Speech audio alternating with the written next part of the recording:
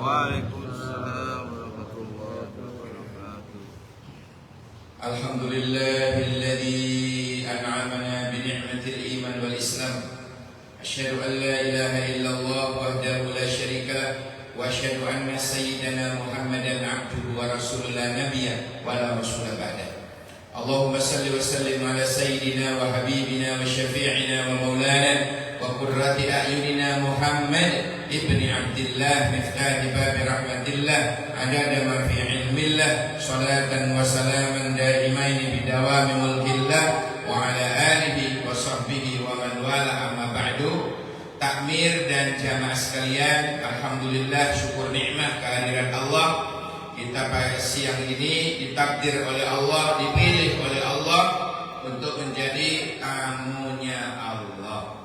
Tamu Allah. Kita lagi di rumah Allah. Berkumpul di sini niatannya jamaah, kemudian i'tikaf, kemudian ngaji. Sangat luar biasa. Dalam banyak riwayat dikatakan ngaji sedikit saja itu nilai pahalanya melebihi khairun, lebih baik daripada sholat sunnah 100 rakaat. 100 rakaat itu dibandingkan ngajinya tadi, si menang ngaji, Pak. Dulu di zaman Nabi ada sekelompok sahabat itu bikin majelis. Ada majelis zikir, ada majelis ilmu atau majelis taklim seperti ini. Kemudian ada susulan kepada Rasulullah untuk mengajak biar beliau yang membuka, beliau yang ngisi dan sebagainya. Ini karpet sahabat, bukan karpet Kanjeng Nabi. Diajaklah Rasulullah, dua-duanya mengajari di mana yang didahulukan itu. Ternyata Rasulullah mendahulukan yang majelis ilmu. Majelis zikir bagus, ingat Allah.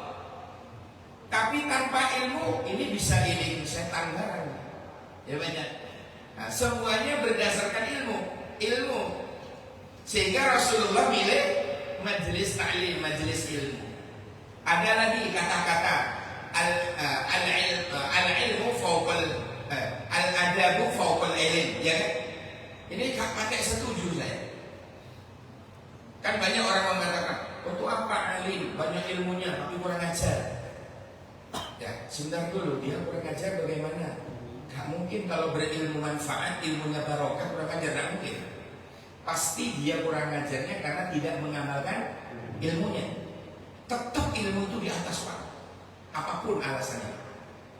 Memang ulama besar yang ngomong bahwa adab lebih besar, lebih penting daripada di atasnya ilmu kan. Saya ustaz kecil, saya sebagai guru ngaji gak setuju itu. Ya. Semua ilmu, Pak, ada. Dia akan beradab, dia akan berakhlak. Tahu dari mana? Bagaimana ngadepi orang tua, bagaimana berakhlak kepada guru, bagaimana berakhlak kepada yang lebih tua, bagaimana berakhlak kepada anak. Ini kan butuh ilmu kan?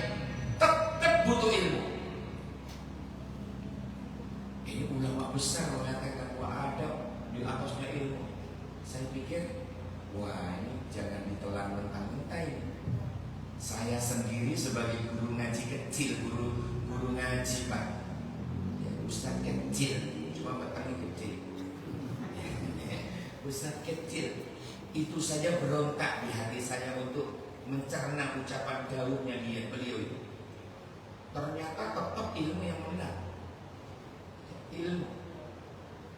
Dia bisa beradab, berilmu, dia tetap berakhlak kepada yang lebih tua, sayang kepada yang lebih kecil. Tahu dari mana dia kalau tidak berilmu? Ya kan? Bagaimana dia mau bisa berakhlak kepada orang tua? Matur nuwun. Repot mawon. Bagaimana dia bisa berakhlak kepada orang tua? Bagaimana dia bisa berakhlak kepada guru? Pasti ada ilmunya. Tahu dari mana dia? Ya, tanpa ilmu. Bim salabim dabra mungkin. Enten ya? Nah, jadi alhamdulillah Rasulullah memilih majelis ilmu. Padahal majelis zikir itu bagus banget. Tetapi Nabi tetap mendahulukan hadir pada majelis taklim, majelis ilmu seperti ini. Sesuai judul, saudara-saudara, siang ini judulnya adalah Sab'atun yudhilluhumullahu fi dhillih yauma la dhilla illa dhilluh. Diambil dari hadis. Hadis ini diriwayatkan oleh Al-Imam Bukhari dan Imam Muslim. Ada kata Nabi sab'atun ono pitu. Ada 7 golongan orang yudhilluhumullahu fi dhillihi, yang mana besok di hari kiamat itu akan diberi naungan oleh Allah, ya, dalam naungan Allah, yauma la dhilla illa dhilluh, di hari yang tidak ada naungan kecuali naungan Allah. Orang itu Pak, besok begitu bangkit dari alam kubur, digiring oleh Allah, oleh malaikat ke suatu tempat namanya Cayaningati, bukan padang mahsyar, ya, digiring ke padang mahsyar. Nah, itu sudah ada naungan, pepohonan gak ono, gedong-gedong tinggi gak ono, mau beli payung ke Makos gak ono, mau ke MOG gak ada. Sehingga saking panasnya terik matahari saat itu, saking panasnya seolah-olah matahari 1 jengkal, seolah-olah, ya, saking panasnya. Konon kata Rasulullah ceritanya kepada para sahabat, ada di antara mereka itu yang tidak muncul, tidak beruntung karena amalnya kurang bagus. Ini bisa kelelap dengan air keringatnya sendiri, padahal sebelahnya enggak. Begitu kata Rasulullah. Ono sing gosong, ono sing umek putere Pak. Kecuali jamaah Cayaningati Pak, dilindungi oleh Allah. Bulan jenengan dilindungi oleh Allah. Amin. Ngomong amin. Amin. Masuk kabul. Keliru itu. Jangan disangkut pautkan pada acara ritual agama. Paling nggak suka saya. Politik silakan, ibadah. Ojo melok kocok. Paham ya? Masa sholat asyhadu an la ilaha illallah, tidak ada Tuhan kecuali 2 Tuhan, syirik Pak. Jangan dikait-kaitkan. Ada lagi asyhadu an la ilaha illallah, trinitas Pak. Apa parah? Wis lah, ojo digandeng-gandeng, ojo dikait-kaitke, ojo digandeng-gandengke, ojo disaing-saingke. Ya mesti yang kalah. Sana. Ya, tetap Pak, asyhadu an la ilaha illallah. Sambil dilirik. Asyhadu an la, ini bukunin jenengan, ini tanganin jenengan, sudah siap kata Rasulullah. Asyhadu an la, pandangan ke tempat sujud dulu. Asyhadu an la ilaha illallah. Begitu illallah dilirik. Tidak ada Tuhan kecuali Allah satu-satunya. Jangan dikaitkan dengan nomor. Itu sudah pasti menang. Pasti apa namanya? Urusan mereka. Maaf. Sorry. Sorry Pak. Sosona enak roli. Ya itu ya, baik. Nah, kemudian setelah digiring ke suatu tempat namanya padang mahsyar, tidak ada naungan panas yang luar biasa Pak, kecuali orang-orang 7 golongan ini Pak. 7 golongan 7 golongan orang ini akan dinaungin oleh Allah. Semoga termasuk pulau panjenengan. Amin ya Rabbal alamin. Ini dimahani ya. Amin. Ya. Baik. Siapa yang pertama? Imamun adilun. Oh ini Pak, imam yang adil. Siapa? Bukan hanya presiden. Pikiran kita imam itu yang adil itu semuanya sudah, termasuk diri kita. Pulau panjenengan. Apa imamnya mau pulau panjenengan? Pemimpin rumah tangga. Lalu saya turun lagi. Memimpin dirinya sendiri. Kullukum ra'in wa kullukum mas'ulun an ra'iyati. Setiap kalian adalah pemimpin kata Rasulullah. minimal mimpin awake dhewe. Istri pemimpin bagi apa tugasnya di rumah. Pembantu pemimpin bagi tugasnya dia di rumah tangga itu. Pemimpin sampai RT, RW, lurah, camat, terus ke atas Pak. Semua akan dimintai pertanggungjawaban oleh Allah. Kalau adil, masuk ini, dinaungin oleh Allah. Adil, adilun ya. Mudah-mudahan termasuk ulang jenengan itu dipilih oleh Allah sebagai hambanya, sebagai imam yang adil. Yang kedua, wasyabun tas'a fi ibadatillah. Siapa lagi kelompok yang kedua yang akan mendapatkan naungan di antara naungan Allah di saat tidak ada naungan kecuali naungan Allah? Kedua, yang akan mendapatkan naungan yang kedua adalah pemuda yang keinginannya itu kudu. Nah saat itu kudu ibadah tok. Padahal sih asmari ibadah.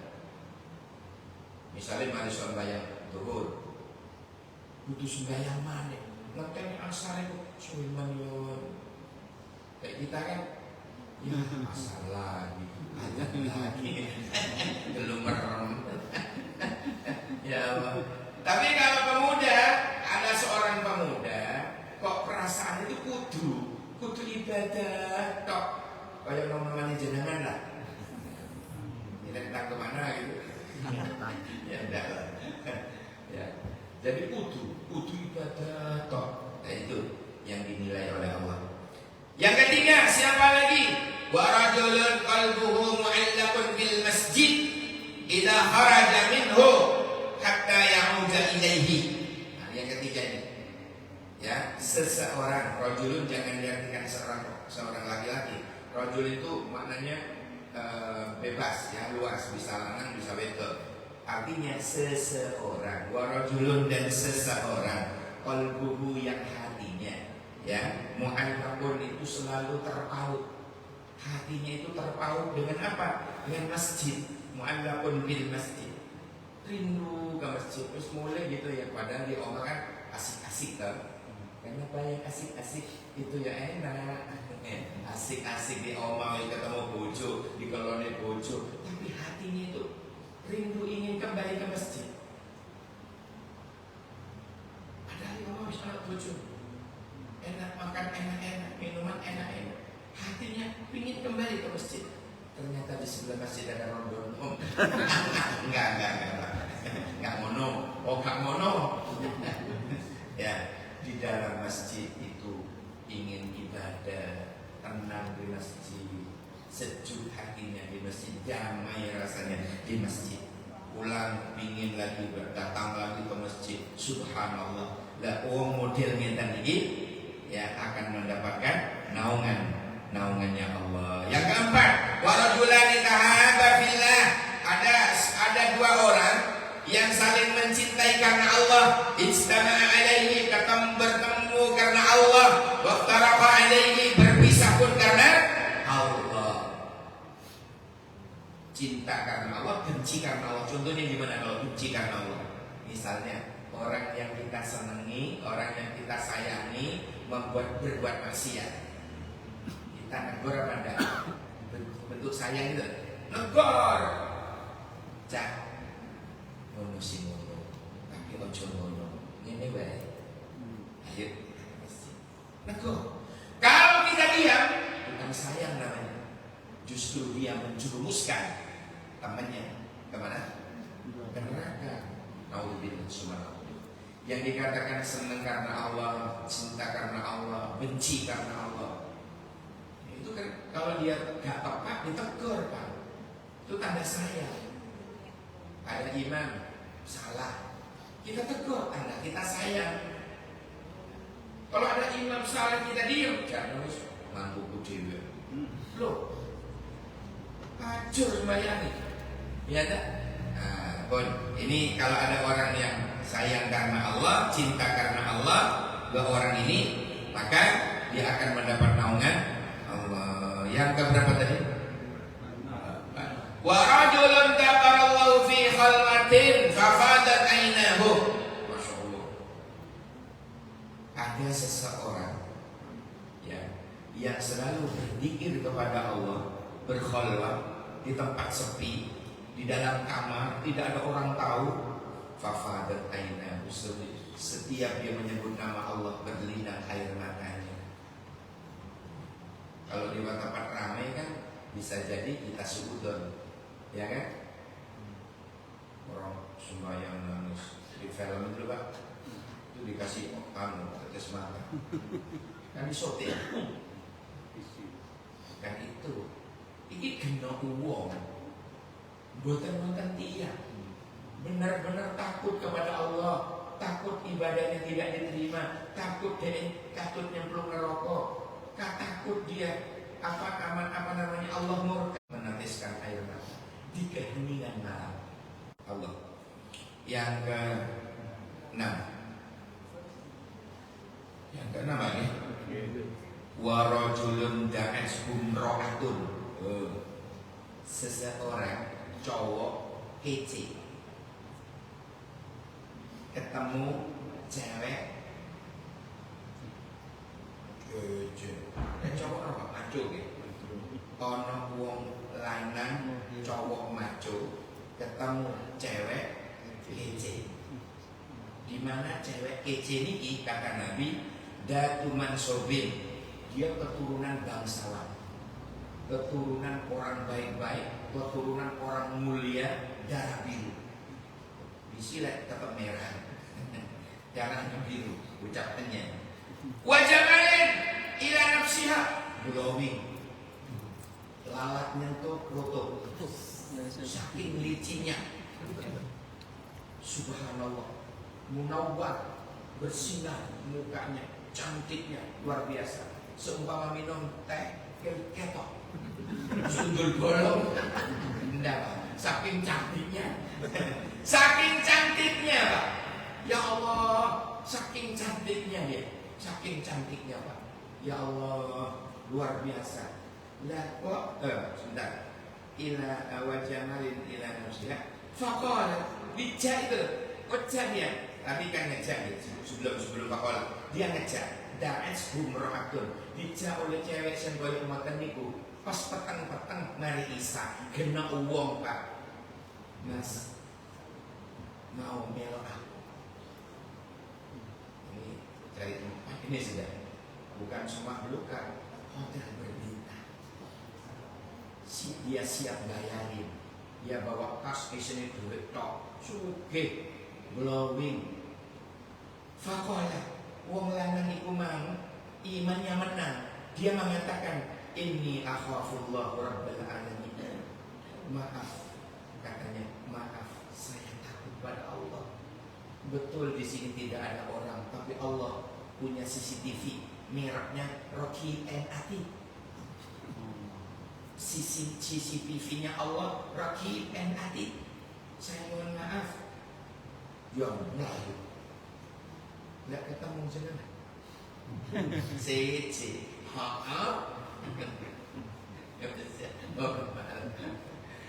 ini kalau ada orang laki seperti itu, ketemu wong wedok sugih, keturunan bangsawan, akeh duite, glowing, masya Allah, ngejak kaya ngono, kok sih mampu berkata inni akhafullah, maaf saya takut pada Allah. Itu mas, kelas berat, kelas berat ini. Nah, itu dicatat oleh Allah. Wah, wong kita masuk orang yang akan memperoleh apa wau? Naungan Allah. Yang terakhir, warajulun tasaddaqa bi shadaqatin fa akhfaha hatta la ta'lama shimalu ma tunfiqu yaminu. Seseorang yang telah bersedekah, ya, dia bersedekah dengan suatu sedekah sampai tangan kirinya gak tahu apa yang telah diperbuat oleh tangan kanan. Bukan berarti tangan kirinya masuk saku, kan gak tahu. Bukan. Ini terkesan kata-kata kiasan Rasulullah. Maksudnya, lolak sing disodakon koyok meja ini butuh tangan loro. Yo karo tangan kiri. Maksudnya tangan kiri karo itu orang ono wong sing delok. Tidak ada yang tahu kecuali Allah. Dihiaskan ka ono wong iku mang sampai tangan kiri karo apa yang diperbuat oleh tangan kanan. Maksudnya apa ini? Sedekah sirriyah, sedekah yang disamarkan. Oleh ono uang model seperti itu. Setiap sedekahnya dia itu simitan. Mereka ono uang baru ngasih. Tolong takmir juga begitu. Mau sokik salaman, akeh uang, bingung ngamplopnya ustadz. Dua ustadz itu kan juga punya muka, Pak. Mau ditaruh mana mukanya ustadznya itu? Banyak takmir-takmir yang kurang adab itu. Ngasih amplop di depan orang banyak. Gak terima lah. Bener nih, ya. Lain kali langsung banyak orang nih. Lain kali maringi amplop singitan. Ramadhan itu, Masya Allah. Saya sudah punya pekerjaan, saya sudah punya gaji, dipermalukan hanya gara-gara amplop. Kurang ajar. Jangan, kasihan mubaliknya, kasihan ustadznya. Aku lek wis mulai kabeh, wis ka ono apunten ustaz. Ditandai ku.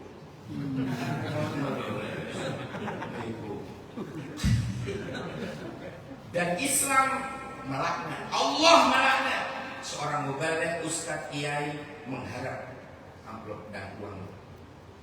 Dilaknat oleh Allah. Lebih dosa lagi kalau yang ngundang tidak ngasih. Lebih dosa lagi. Catat ini.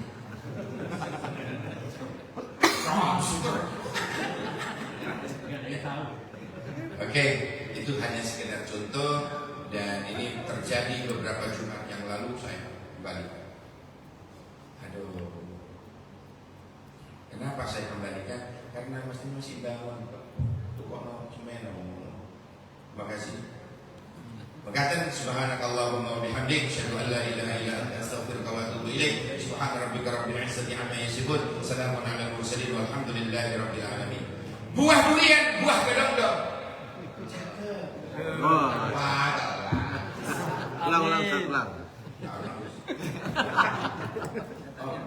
Buah durian. Oh, boleh. Enggak mangan-mangan nih. Ayo. Satuannya. Saya pernah dengar ada ulama atau ustaz itu disiksa di kuburan karena hanya gara-gara najis di celananya. Dan kemudian yang terhormat tidak. Nah, sudah. Bukan hanya ustaz Pak hadisnya Pak. Kok sembrono. Enggak enak. Bukan hanya ustaz Pak. Siapapun sing cawi gak entos ngono lho. Ojo ustaz Pak. Siapapun lek cawi gak entos sehingga kecipratan najis itu termasuk bagian di antara siksa kubur. Paham nggih? Siapapun ojo ustaz kok nyimut. Jamaah pisan. Buah durian, buah kedong-dong. Cukup sekian dong. Assalamualaikum warahmatullahi wabarakatuh.